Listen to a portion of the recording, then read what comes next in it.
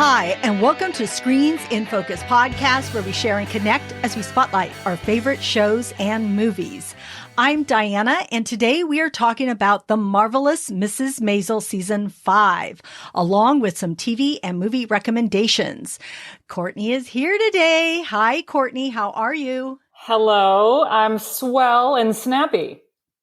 Oh, I love that. Swell and snappy. All right. So we are going to be talking about The Marvelous Mrs. Maisel. Yes. And with her being a stand-up comedian, I would love to know, and our question of the day is, who is your favorite female stand-up comedian? I have multiple favorites. First of all, we love comedy shows. We go see comedy shows at the Improv a lot. And we also watch the specials on Netflix. So the old standard, Amy Schumer, of course, she's fantastic. We saw her live in November. I love Eliza Schlesinger. We've also seen her at the Mountain Winery. We went up to go see her. I do love Fortune. What's her last name? Fortune Feister. She's the blonde.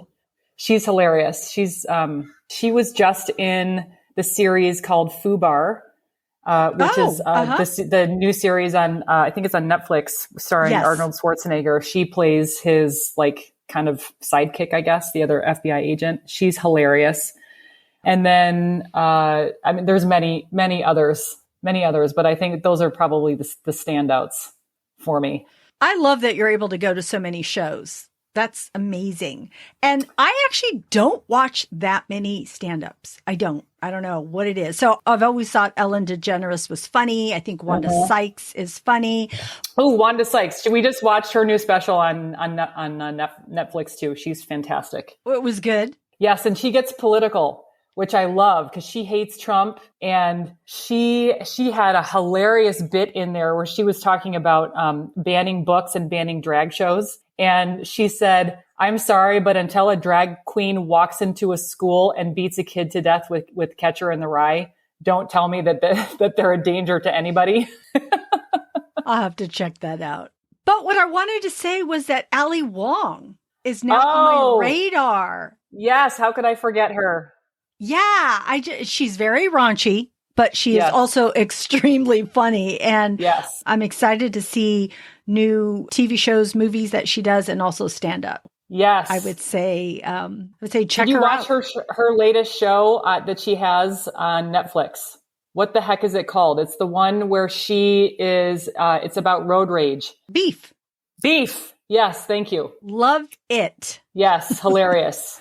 Yes. Because I love Steven Yeun. Yes. She's great in that. Yeah, she is. Well, that's why I saw her, and then I saw another one of her movies, and then I saw her stand up. So it was all of a sudden I was like, Ali Wong, she's amazing. Yes. So friends out there, let us know what you think. Who is one of your favorite female stand-up comedians?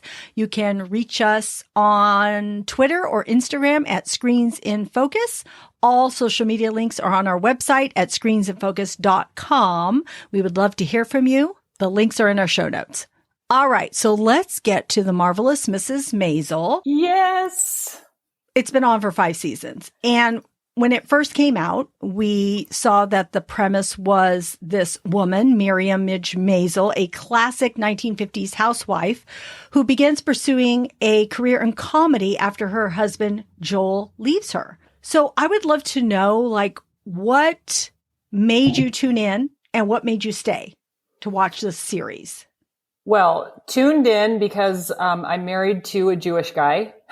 And so I've been sort of indoctrinated into the Jewish culture, and his family, his grandparents were quintessential Jewish grandma and grandpa. We used to call them, they're literally like Jerry's parents on Seinfeld when they were alive. And so just love any kind of comedy that takes place in, especially New York, and, that's explores the nuances of what it means to be in a Jewish family, which I just think is hilarious, it's just very familiar to me. So that's why we started watching and stayed, because the writing, the relationships, the premise was just entertaining as hell.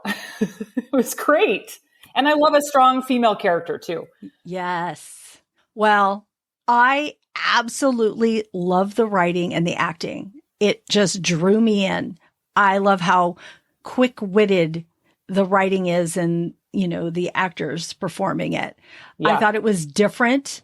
I love the 50s and 60s and New York. So that was a big draw. Also, that a woman is tackling comedy in this era.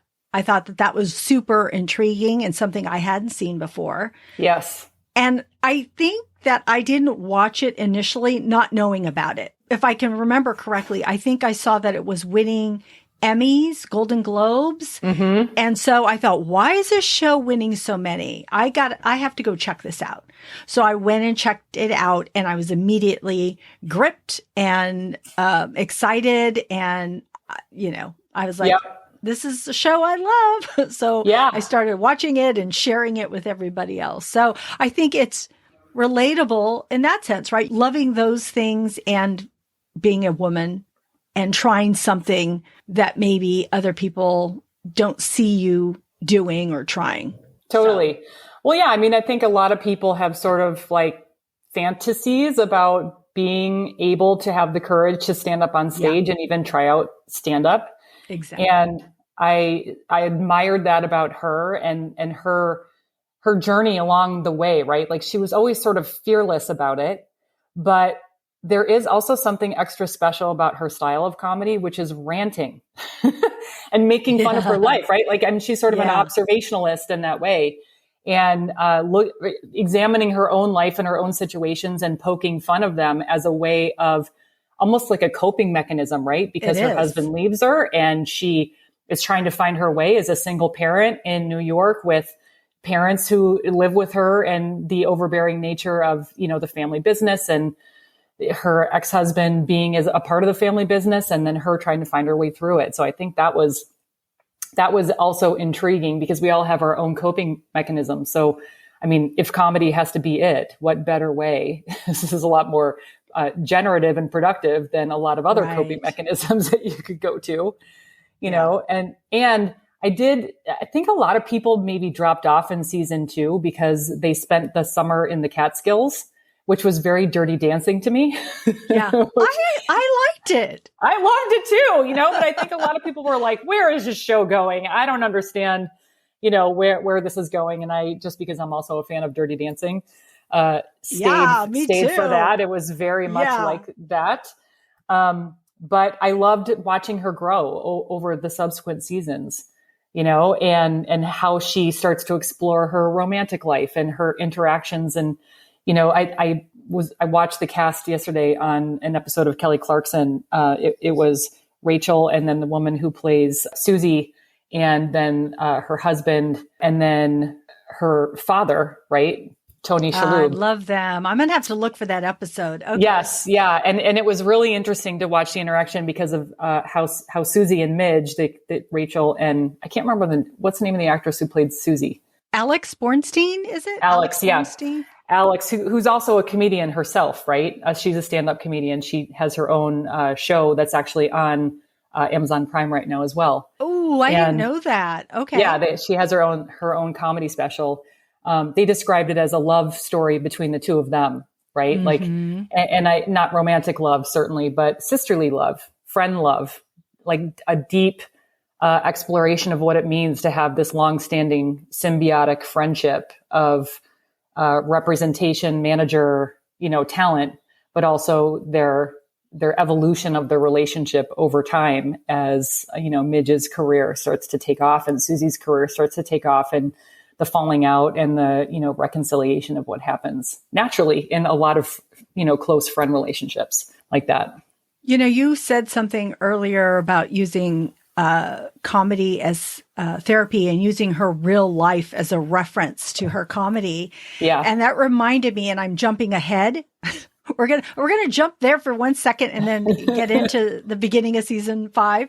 Yeah. But when you said that, it reminded me of that point. I think it was in episode 7. And it was when that actor, I don't know if he was a producer, but he wanted to steal Miriam Midge from Yes. Gordon Ford, because he went into the writer's room and everybody was giving him ideas. And then she came out with, use your book, use what you have, use your history, you know, use part of this in your comedy. And he did do that and it worked. And so then he wanted her to be a writer in his show. So it just, it reminded me of that when you mentioned it. So I tied those to what you had said and then seeing that later on. So you're so good at picking up those things in what we see. All right. So let's get to season 5. Great. I think that this season really filled in some gaps, and with the flash forwards and the flashbacks, and we see Ethan and Esther grown up and their troubled relationship with their mom. And we see Joel's arrest and incarceration. We see Susie and Midge's split and then reconciliation, Midge's career, her and Joel's past, along with their parents and their families. And it's just so much packed into the season. I loved it all. So did I. I love that they just tied up everything and explored everything. So what did you think of the season overall? Oh, everything that you just said. I love the way that they showed the flash forward of Esther as like this tortured teen, or I guess later age teen. I think she was getting her PhD. So, because it was 1961 when season 5 began. So that means that the daughter was probably born in the 50s. Yeah, I was going to say late 50s. So maybe she would have been a little older. Neither here nor there. My point is interesting, you know, to see the flash forward and, you know, her sort of growing up a tortured adult because of her, I guess, years of neglect of, you know, growing up with a mother who was on the road and probably raised still by the family nanny and the grandparents. So I love that part of it. Yeah, I loved the whole full circle thing. I loved watching her get a spot in the writer's room at the Gordon Ford show. I loved her dealing with being in a room full of men. You know, not a lot has changed since then, even though supposedly women writers are a lot more celebrated. Sorry, they're not even paid equally today. Yeah. Like we're in 2023. And so this was, you know, 40, 50 years later, which is unfortunate.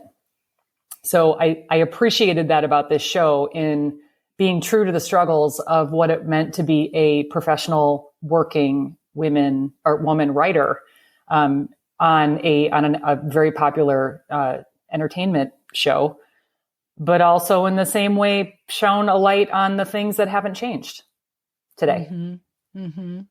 I actually loved it for the same exact reasons that you just said. I think the watching her on the Gordon Ford show with these other men and trying to figure it out, and I don't just even little things, running around with the chair to put it in when they go sit down, and how every time they would sing when somebody went to the bathroom. Yeah. And then they all leave. And then that one guy goes to the bathroom and then she starts to sing and he's all, "This is my office." So just these little things of her trying to catch up. Yep. It's just so funny. And of course, all the writing and the acting that I keep bringing up, and I'm going to keep bringing it up because that really is to me what grounded the show. And it was the highlight of the show was both those things. But yeah. So I agree with you on the overall, you know, what I got overall on this whole season 5. Tell me what stood out to you in the season. The spotlight on both of the parents as they age and become kookier and more annoying, and their quirks start to become more on display, especially Joel's parents. and the storyline about how, you know, as Midge's career became more successful, how much more, outwardly proud both sets of the parents became. And, you know, I feel like I don't know if it's like a very culturally Jewish thing, but it doesn't matter that they're divorced, right? Because they'd already adopted Midge as their daughter, and she was going to remain their daughter even through a divorce, and it didn't matter, right? Even through an incarceration, it just doesn't matter. You're still family. You become part of the family and you never leave. So I did appreciate that. And it was just funny, right? Like, I guess just goes back to like, I'm experiencing some of this, with my in-laws being aging Jewish parents. There's a lot of similarity in a lot of the things that, came out, which I just sort of, personally touched me and tickled me. Yeah. But it was just very funny. And there was a couple confusing things, like help me understand that one scene where Midge and Joel are on the fire escape and they share a kiss. I didn't understand what was that for. You remember that? Yeah, I totally remember the moment, but I'm trying to remember what led up to that. I feel like, I don't remember the specific situation, but I feel like there was some chaos in the house with both sets of in-laws, and then the kids, there was some stuff going on with the kids. And I think that they went out on the fire escape. Yes. Yeah. To sort of like escape the chaos of what was going on and share a smoke. And, in that moment, like maybe had some sort of like, maybe it was to show a little bit of like nostalgia of, remember we were here before, and should we maybe explore this again? And then once the kiss sort of happened, I think that was maybe some closure for them to show that they don't deserve to be together. Or oh man, I hope not. I really don't. I thought it was, well, to me, when they did that, I felt like, oh, we still have this connection. Like we still have this, even though it may not go further than this. We're still really important in each other's lives. Yeah. Well, I feel like they kind of close that loop of the level of importance when she goes back and visits him in prison, right? Like, and then I think that I seem to remember there was some dialogue in there about like, she's the only one in the family that goes to see him on the regular. Yeah. Still, So even not even their kids to go see him. I think she was the only one who went to go visit him in prison, and, sort of like kind of bittersweet that he ended up in prison, although he did definitely opt into like full well knowing that there's this illegal gambling ring going on in the basement of his club. Like he he knew all of that willingly. It's not like he was there by accident, but still like kind of bittersweet that, remember when they were just this aspiring couple and they had this, fabric, sort of a sweatshop, I guess, that they were running, but like this sort of, clothing factory that they owned. And then fast forward and look how far Midge has come with her private helicopter and her huge career.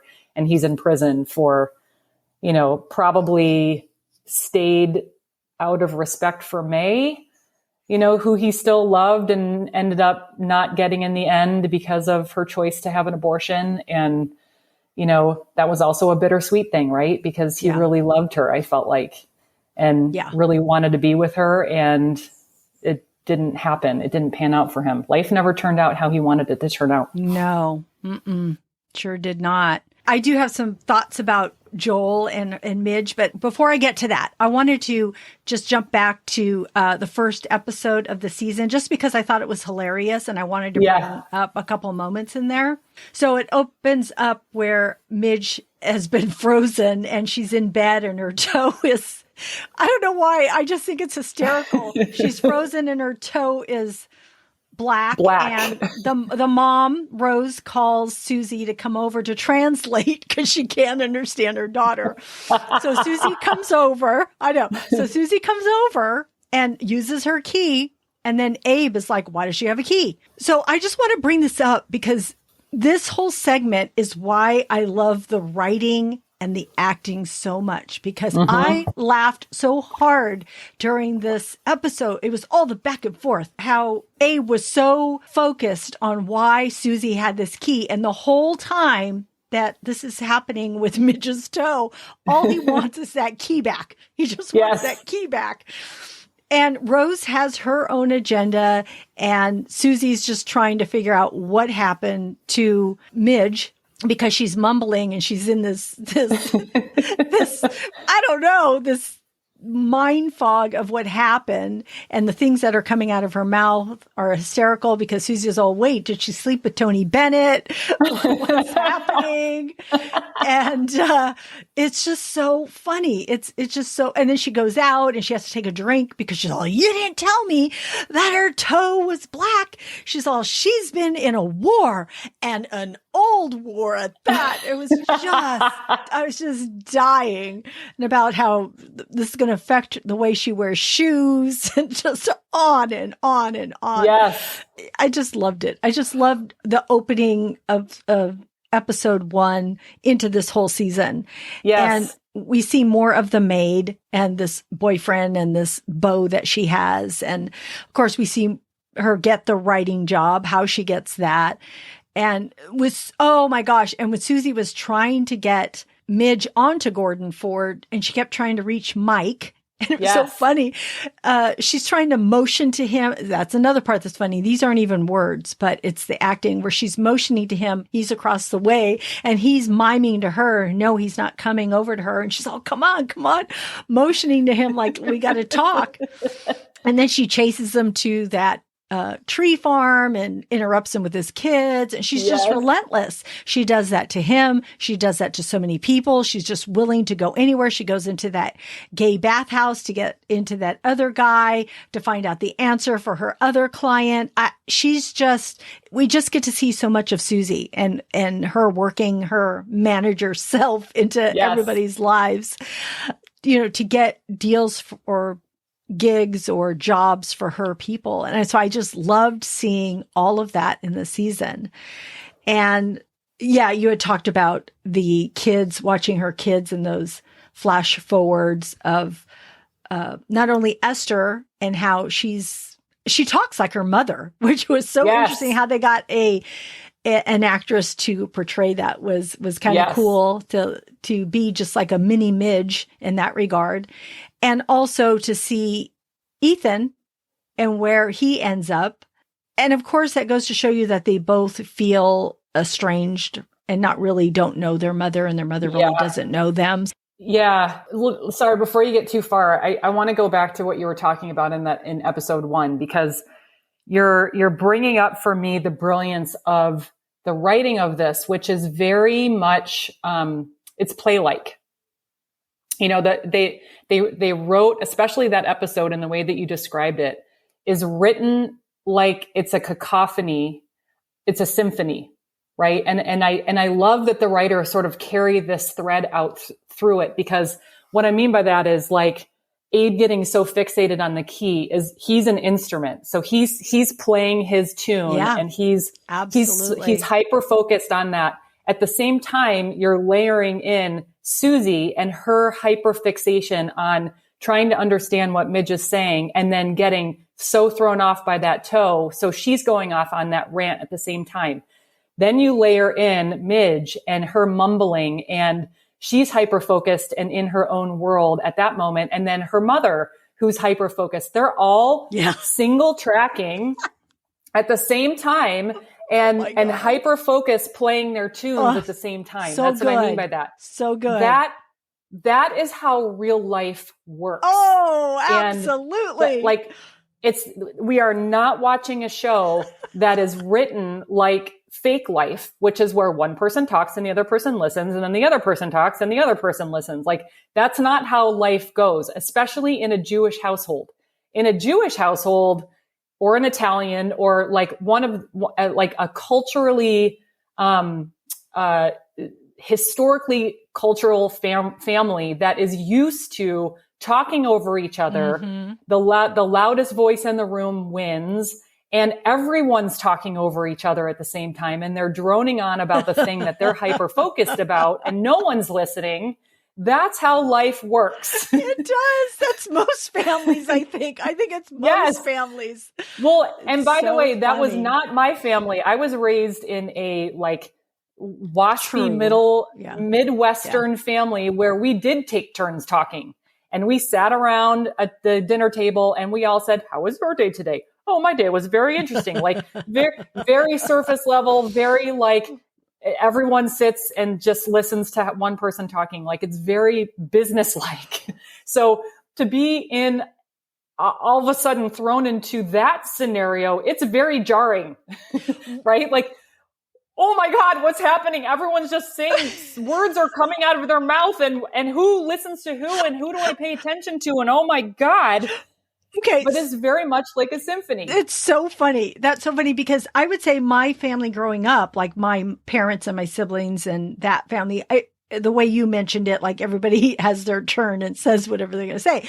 But my current family with me, my husband, my sons, and everybody, and all of us, everybody's always talking and everybody's trying to talk over each other. So there is a difference of, you know, that dynamic. So I have been in both worlds. So, but I love it. You're right about what I saw and how you translated that. That was perfect. I think that's so perfect. Well, and what I love about it too is like, even if you take away the words that they're saying, each of the characters has a resonance and a sound to them. Like they do. Like, ha, ha, ha, ha, ha, ha, ha, ha. Like that's Susie, right? Abe is very different. He's all, wish you could see Courtney right now. You know what I mean? Like, but like you just listen to the sound of their voices. It's all very, Joel is very almost one note. You know, his resonance, when he talks, it's almost like, you know, and very also for Midge, she has a very distinctive up and down, yeah, she does. You know, like it's very, I know I sound ridiculous right now, but it's like, and this is the beauty of the show, right? It shows how well the characters embraced these, or the actors embrace the characters, how well they're consistent in their portrayal of these characters. And when you listen to like Rachel Brosnahan, Brosnahan, she does not speak in her regular voice like Midge. That was a voice. That was a bit that she was doing. It's not how she speaks in her normal voice. And so to me, that just shows how brilliantly she acted it. Like she truly stepped into the skin of Midge. Yeah. when she was acting as Midge. It's so good. So let's talk about the characters and the relationships. And so you were talking about Joel earlier, and I just wanted to bring that back up because I loved seeing Joel's journey as a husband, ex-husband, as a person, because we really do see him change throughout this season and really come to admire, respect, love Midge for who she is, which I absolutely love, because in the back, I just always wanted them to be back together somehow again, because I do know how much he does love her. And I think he has grown to understand her and support her career. He's finally, and I'm jumping ahead because we are going to get to the season finale, but he is finally proud of her. He's finally says, you can put me in your routine. You can joke about me. I know, like he has a confidence now of knowing where he stands, and it's okay that she says what she has to say. So. Yeah. But I think that's why they could never be together, you know, because a strong woman like Midge requires a very secure man. Yes, absolutely. You know, and despite Joel having over time, which I think his respect for her ultimately came from his realization that he just got beat down by life. I think that his own life didn't turn out the way that he saw it. And then he ultimately came to admire her never stopping her pursuit of her true love and her true passion. Yes. But he also, which we're going to get into in a second, but he also gave up his life, because that's the mother of his kids, when he gave himself up to the mob, you know, instead of Susie and Midge. Well, really because of Midge. He didn't want Midge to have any part of that. So he gave his life up, you know, and everything else that he could do for her. And you're right. It was after him and May, you know, after that, she said, no, I'm going to go off and be a doctor over here, and I'm not going to have this baby. And so, yeah, I think his life took a turn. So I think he did give up a lot. But she also said when she was going to get married in the future, she didn't want to marry that Philip guy because she said, one, he doesn't make me laugh, but also because I love Joel. And her mother's all, Joel Grey? And she's all, no, not Joel Grey. She's all, well, you were engaged to him once, which was so funny. But I love that she brought that up, right? That, no, I'm still in love with Joel. That's who I love. And so I thought that was, just their relationship. And yes, maybe they can't be together, but they're always going to love each other. And I love that too. I'm like, I'm okay with that. As long as you guys are in each other's lives, supporting each other, I think that's just really great. Yeah. Well, and maybe she realized that she always just needed to be married to her career. Yeah, she was. I don't know. She absolutely was. That's what she needed to be for the success that she wanted. Yeah. Okay. And we talked a bit about Abe and Rose. And it was funny with Abe being fixated on his grandson for so long and then realizing it was his granddaughter that had the gift. And so I thought that was just, that was cool. And also realizing that the epiphany about his daughter. I thought that was so good. Just the things that he said to her and how he said she was remarkable. And realizing that. Right. It wasn't his sons. It was his daughters and his granddaughter that gave him what he, their value and their relationship and who they were. So, this was the redemption season, like this season of tying up these sort of danglers that were dropped in earlier seasons about like Midge wanting the approval of her father. Yeah. That's part of why she wanted to do what she wanted to do, I think, whether she said it out loud or not. Like it was always about earning that respect of her father, and who sort of always, her dad and her mom never really understood what it is that she did and couldn't understand why she was doing it. And so that was a full circle moment when I was just really happy that they allowed Abe to see beyond himself and have that moment of vulnerability with his daughter that meant the world to her. Exactly. Yeah. And to even see, spoiler alert, the passing of her mother and what that must have meant to Midge, like just to have to go through that and to lose her mother and everything that sort of had evolved in the relationship over time that we saw, I thought was really a sweet way to put a bow on that. And also this, like Susie and Midge reconciling after all of that time, and the sort of scheming behind the scenes of the hilarious scenes when she has to play the garbage person in that ridiculous play at the trade show in front of the mob. Just hilarious, why it fell out in the first place. Yeah. So Susie and Midge, I resaw that episode last night, episode 6, the Testosterone, that talks about, and actually watching it the second time was so much better. It emphasized so much. We saw the rift, why it had happened. We knew it happened, but we didn't know why it happened, and we didn't know how long it was. And so I love that episode, everybody talking to each other about why they couldn't say Midge's name, what that meant, and everybody giving their stories. I thought that was just brilliant way to fill in all the gaps in one episode as to what happened. And so I actually loved that episode. I didn't realize how much I loved the episode until seeing it the second time, but well, now I have to go back and rewatch it. It's so good the second time. Episode 6? Episode 6. Testosterone is the name of it. But yeah, that's how we find out why they got in a rift, and we see when when Joel gets arrested, and then Susie comes back and meets with Midge. It comes out that she says, "Oh, you've been lying to me," and then they say some terrible things to each other, and that's how it all started.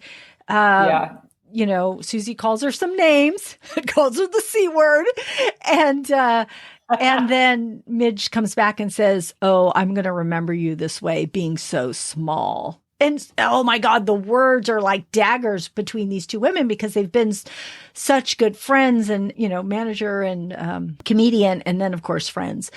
And I think Susie brings up the word friend and Midge says, oh, you're going to bring up that word finally? Now you're going to bring up the word? I've tried to get that word out of you for so long and I haven't been able to. Anyway, it begins with that. But I love the ending of that because we see after no one can say her name, it's like Voldemort.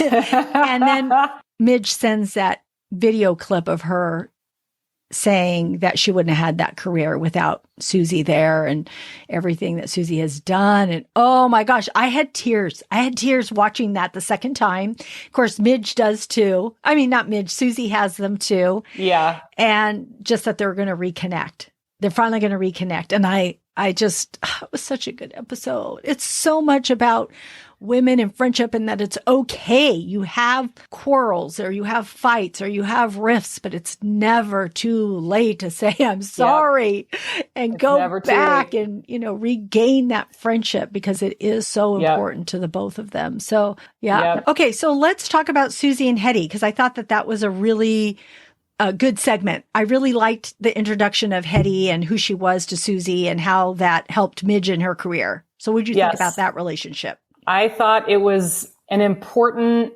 connection point between the Gordon Ford, Midge, Susie storyline.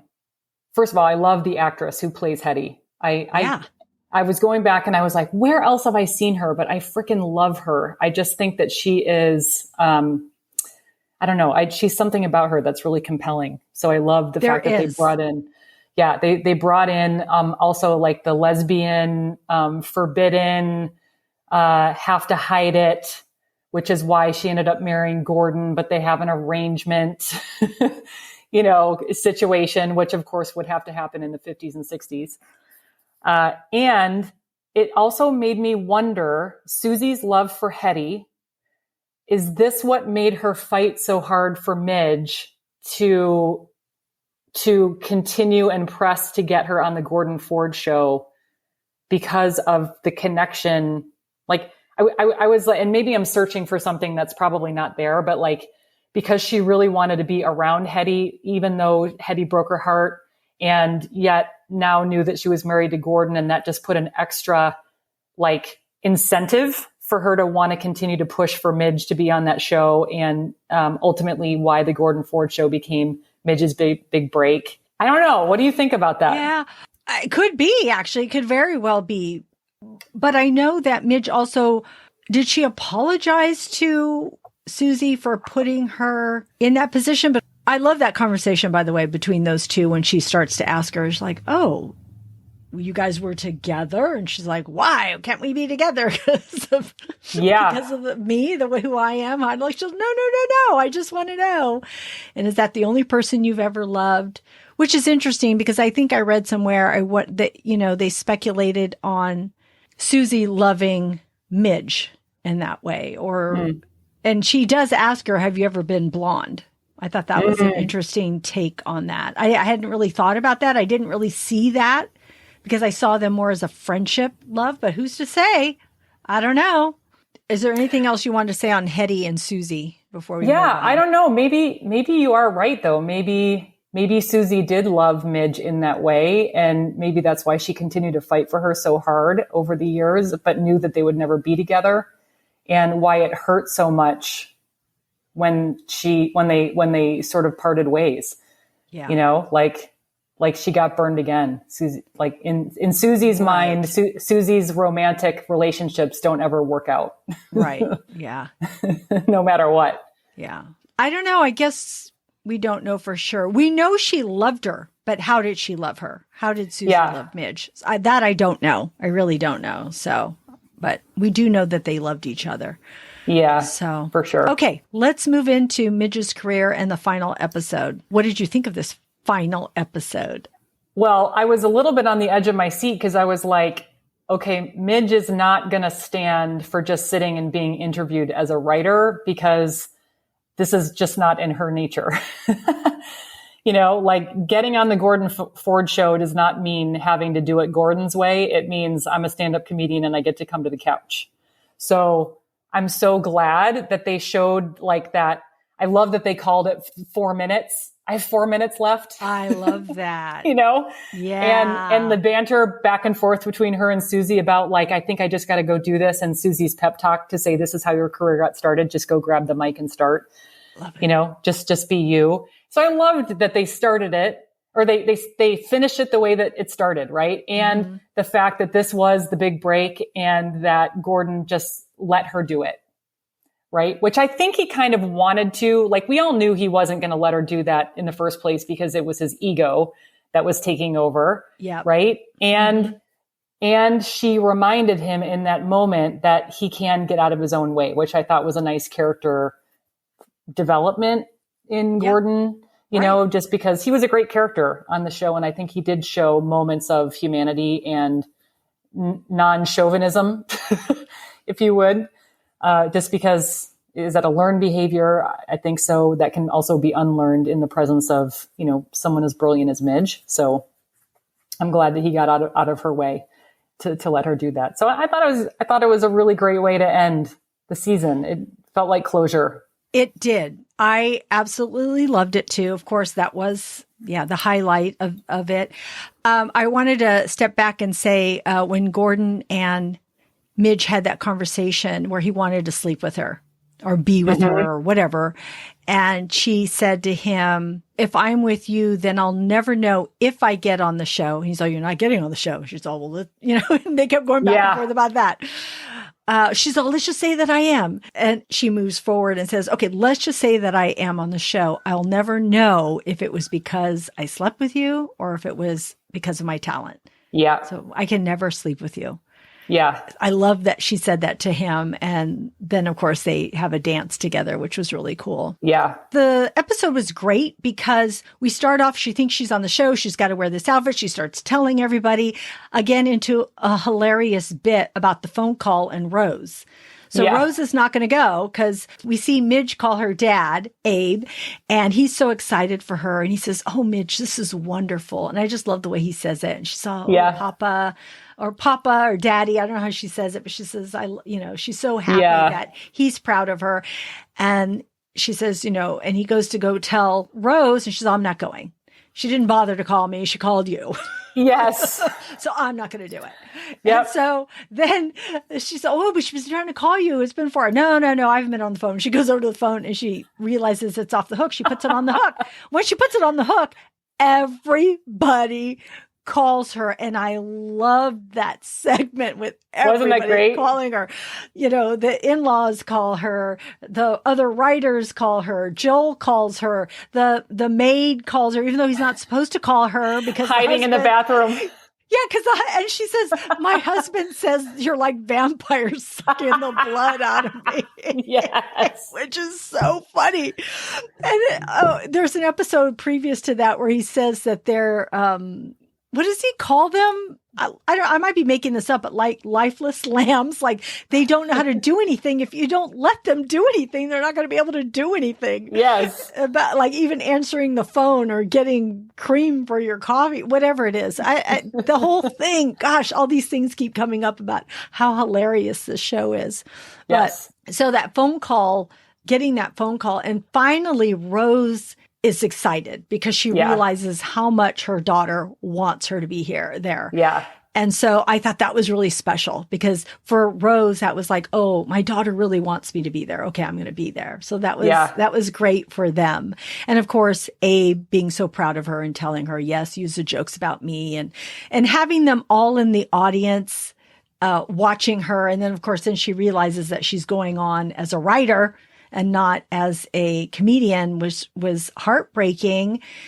But like you said, they work through it and she sees her opportunity. And I love that she sees that opportunity and she checks in with Susie about it and moves forward with that. So it was just a perfect, Well, now you're making me think about like the thread of the storyline is about earning your parents' approval and the importance of earning your parents' approval, no matter how old you are. Oh, of course. But her kids don't get that. Well, not yet. Right. But we're there. Yeah. Yeah. But I mean, Yeah. and that's why maybe could be some of the flash forward episodes, right? Which is that they're in therapy and Yeah. they're trying to deal with the fact that it's the number one thing that Midge always wanted was her parents' approval. And, she didn't give it to her kids. She wasn't able to give it to her kids in that same way that she needed it, but didn't even realize that her kids needed it as much as she needed it. Yeah, exactly. True. That's life, baby. Yeah. Yeah. So these two women, it was just great to see them. They both failed so many times throughout the series. Yeah. But they kept getting back up and doing it again. And that's what I loved seeing between these two women. I think that was the driving force of this whole show. Just keep getting up and doing it again. And having that friendship and that bond between the two of them and being able to do that. I think that's what it is to be human. Yeah. And I think that's why this whole series worked. Yeah. Well, I mean, yeah, they showed, we all have this in our own lives, right? Like we have dreams. And so we take actions to go towards our dreams. And then it doesn't work out how we thought it was going to work out, but it doesn't mean we stop. It means that we take the lessons and we trudge forward and we keep going. And the thing that I loved about this show and the relationships that it celebrated is, you know, the hardest thing to do in relationships is stay. When you have a falling out, when you are fighting or when you are not getting along or whatever, like staying in relationship is the hardest thing as human beings. And when you layer in all of the things that we do as human beings of assumptions are the killer of relationships, right? We all have our own movies in our head that we make up about other people when the truth is none of it's true. And if we just were having a conversation or being in relationship with the other person and asking them to start to clear some of those assumptions, then we could avoid a lot of heartache in our lives. And I love that they showed that we don't always do that, that sometimes some of the lifelong relationships that you have can have assumptions get in the way or have, you know, situations get in the way. But like you said, it's never too late to rectify those situations, but you have to be in relationship to do it. Right. You have to have the conversations and the vulnerability that it takes to have those conversations to say, I really miss you and I messed up. Will you forgive me? Yeah. Well, hopefully she'll have that with her kids because that's true. I think out of all the relationships, that's the one that needs the mending right now at this point. Yeah. Before we wind this up, I do want to quickly mention Lenny. I thought that was sad, but it's true. He's a real life comedian that existed at that time. And I thought that was kind of sad situation to see. I was glad they brought Silvio back, who was Milo Ventimiglia, who I love, and he was able to apologize and kind of straighten out what happened between them. And then May, I felt it ended too quickly for her. I wish they could have just given her a little bit more time in the season, but they had so much to work into the series. So we are going to get to our favorite moments, but is there any other tidbit you wanted to bring up before you get to your favorite moment in this series? The May storyline, like play it out. What would have happened if Joel went to Chicago with her? Like he would have been out of the picture and he would have had to leave New York and he probably would never have gone to jail. And maybe Midge, like that would have been a whole sliding door timeline. Right. So in a lot of ways, for it to end the way that it ended, he couldn't have gone with her. So it sort of needed to end in that way. And she needed to not have the baby because otherwise that was a clean break of that character, you know, so he couldn't have like a dangling kid out in Chicago somewhere. Wait, can I add one more thing? His, Joel's parents, I thought it was really kind of cute, kind of sweet that they were getting a divorce in episode 1. And then at the end of the episode, they fell both in the shower. And I laughed out loud when I saw them in the shower and her with her fur coat and she was laying on him and they were talking and talking. And he decided he was finally going to retire and they just reconciled. I just thought it was such a cute thing to happen for them. So, because they were great too. They were awesome. And like, also, I love how they announce their divorce. It's so nonchalant. Like at the dinner table, they're just like, oh yeah, by the way, like, and, just like another indicator of like, it doesn't even matter what your status is. You're divorced or married, like you're still family and we're still going to be together no matter what. Yeah. You know, like that's sort of how it goes. Yeah. You know? The mom was saying, that's my daughter. That's my daughter on the Gordon Ford show. Yes. When Midge was up there. And then Joel's all, that's my ex-wife. That's my ex-wife. It's just so funny. It was such a funny moment. Okay. Right? So tell me, what did you have a favorite? There's so many. So it's really hard to choose, but did you have a favorite part or moment in the series or in this finale? Oh, I mean, the standing out moments are like, I would say the part that you talked about where the phone was off the hook and then it just like, that was such a quintessential comedic bit. Yeah. Like, oh my God, you've been trying to call. You're a hard person to get a hold of. Okay. Hangs up, ring. Oh my God. I'm so glad I got through. Like to me, the brilliant moments of this season and the series really is when it is written like a true comedic play.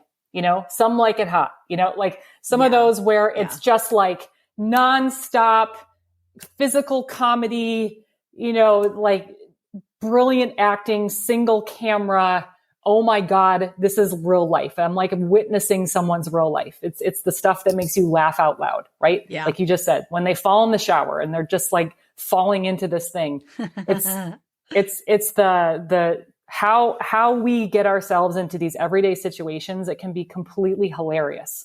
You know, if you can take the time to get out of your own body and observe yourself of the absolute ridiculousness of it all, the total absurdity of it all. And it's funny.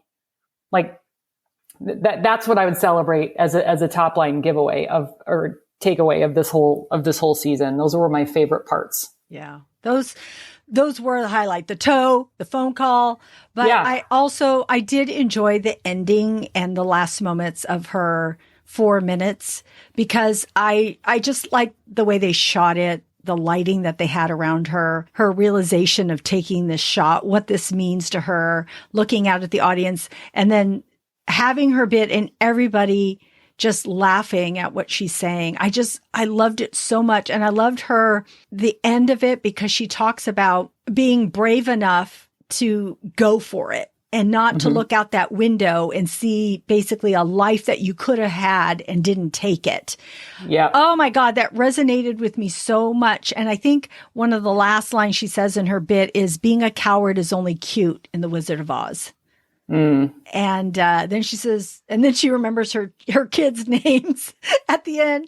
She's like, oh, Ethan and Esther, that's my kids' names. I knew I would remember it. And of course, everybody applauds. But I just love that moment because I felt as though Rachel was also saying that.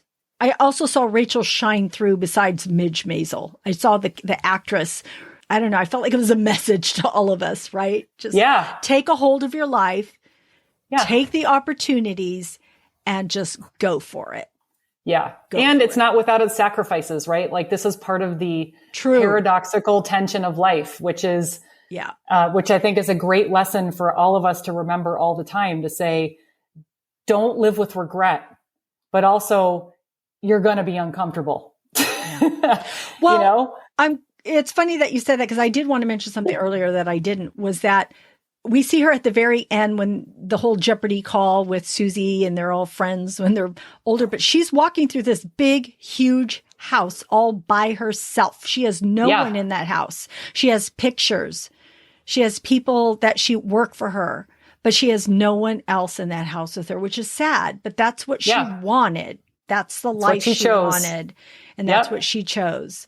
So she's still busy because I was thinking to myself, I was trying to add up in my head how old she was at this point, and I think she was like in her 70s. About that time, because I think 40 years had passed. 40, and I don't know how old she was when she started this in 61. So anyway, it was late 60s, early 70s, and she's still doing this, and she's watching Jeopardy with her friend, which I thought was a cute way to end it. But it was a realization on my part as to where her life has led her and what she has, which, hopefully she gets some phone calls from people she loves. But otherwise, she has Susie. That's who she has. Yeah. She made her choice, and she has no regrets, but she has all regrets. Yeah. And that's how life goes. We all make choices. Yeah. All right. Courtney, thank you for that conversation on The Marvelous Mrs. Maisel. Do you have any other TV show or movie recommendations? I would say the one I mentioned earlier, which is Fubar, which is on Netflix, I believe. It's a episodic series that is super funny, and Arnold Schwarzenegger, I'm a fan, and it's really cute. So I would recommend that. And also, we just finished The Night Agent, which is on Netflix. That. Really love that. Yes. Loved that series. And looking forward to coming up Indiana Jones and the Dial of Destiny. I can't wait for that. We already have tickets, June 30th. I will be there with Bills. So excited for that. Yes. I don't get to go to the movies too often, but I did see Fast X in theaters, and I did see Transformers: Rise of the Beast. I loved. What did you think of Transformers? I thought it was great. I loved it. You did? I love Anthony Ramos, so I already love him. So yeah, I thought, okay, I want to see what happens, and it is set in 1994. The Mark Wahlberg Transformers and I like Mark Wahlberg, but those are not my favorite ones. I like the original ones. So I liked this one. I thought it was interesting that it was set in 1994, which I thought was kind of cool. But out of 10, it. What do you give it out of 10? Oh my gosh, this is so hard. I would say 7, maybe. Yeah, I'd give it a 6. Only for its moments of cheesiness. Like, there were a couple parts where Brian and I looked at each other like, really? Did they just say that? Like, come on. So, but I did love Fast X, which I know a lot of people were like, this movie. I loved the movie. I thought Jason Momoa was amazing. He was the best villain. Of course, I love Vin Diesel. I got teary-eyed several times in this movie. I just thought it was so good. I thought it was better than 9 for me. So I really enjoyed it. So I would encourage people to watch both of them because I liked both of them. Nice. So that's my recommendations on those. All right. You can check out my blog at screensinfocus.com for more recommendations. And I also encourage you to check out my weekly Facebook Lives on what to watch this week, where I share with you all the latest TV movies recommendations. All right. Thank you, Courtney, for joining me today in our discussion. Thank you. I love talking TV and movies with you, and you just have the best insight. And so it's always fun. Oh, thank you for having me. I love talking to you about this stuff too. Yeah. Until we meet again. Yes. All right. That's our show. Thanks for tuning in. We are grateful you tuned in, and we hope something that we said today resonated with you, gave you a chuckle, some happiness, some positivity, or inspiration. Please subscribe to our website, screensinfocus.com, and tell a friend. We would love more members of our TV club. We'll be uploading a new episode in a couple of weeks. You can look for Mayans MC. Love that show. You should be watching it. You can find our website listed in our show notes, and we'll see you next time. Bye. Bye.